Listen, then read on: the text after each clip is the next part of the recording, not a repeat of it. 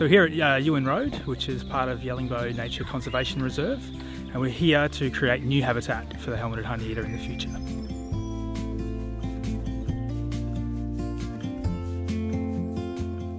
We sold 5,000 Helmeted Honeyeater tote bags last year, and that means we've got 5,000 trees to plant, so we've got a lot of planting to do.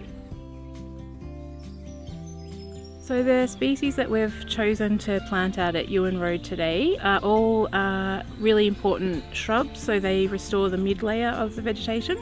So often in these kinds of communities that have been disturbed by human activities, we're left with a canopy and a sort of weedy, grassy understory, and that doesn't provide any habitat at all in which the Helmeted Honeyeaters can nest. So we're restoring today and these coming days the shrub layer, so that will provide future habitat for nesting.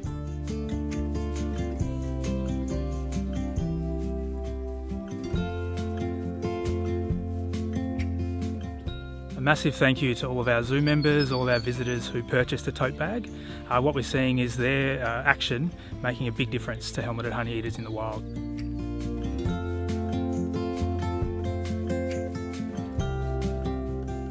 The Helmeted Honeyeater is such a gregarious bird. It's just a really charming bird. It's so beautiful. When you see a glimpse of it in the bush, you just feel so, like, you kind of get a bit of a heart start, because you just feel so privileged really to be in the company of a bird that has resisted to some extent the onslaught of change to its habitat. And this is its last vestige on the whole planet. So to see it in its wild habitat is really such an honour.